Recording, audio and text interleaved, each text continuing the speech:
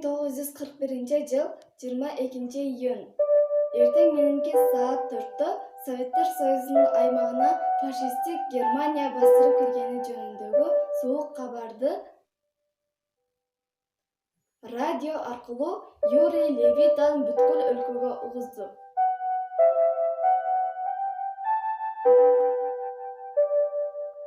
Внимание, говорит Москва.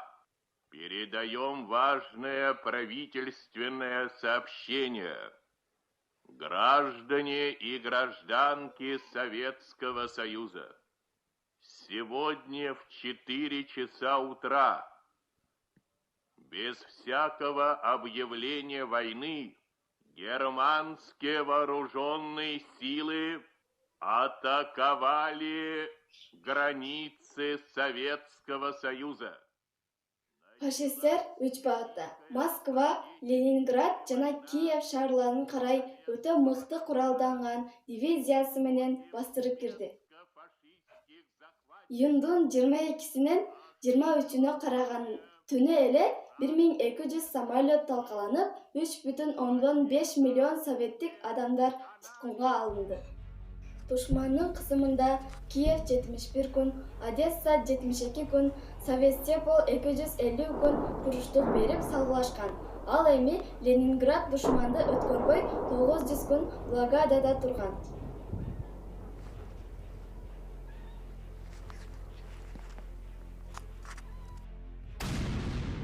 Улуу ата мекендик согушка Кыргызстандан 360 миңден ашуу жигиттер чакырылып, алардын 160 миңден ашыгы мекенин коргоодо курман болушкан. 1942 жылы Дон суусунун жанында душмандын дзотунун денеси менен тосуп, Чолпонбай Төлөбердиев батырларча курман болду.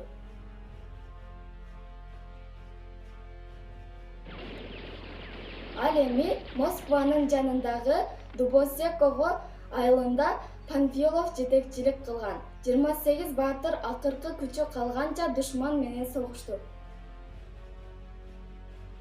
Алардын арасындагы кыргызстандык Дүйшөнкул Шопоков ок дарысы калбай, калганда акыркы гранатасын белине байлап, танктын астына өзүн таштап курман болду.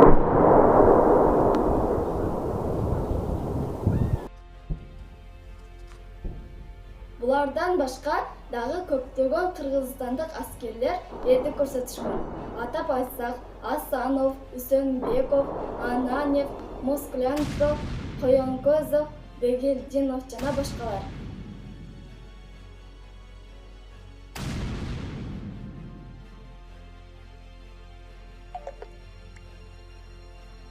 Эрдик көрсөткөндүгү үчүн кыргызстандык 76 жоокер Советтик Союзунун батыры 70 жоокер Данк ордени, 150 миң жоокер Күжүрмөн орден медалдар менен сыйланган. 1418 күнгө созулган согуш Совет элинин 27 миллион адамын өмүрүн алган. Ошондой эле шаар, кыштактар, ишканалар талкаланган.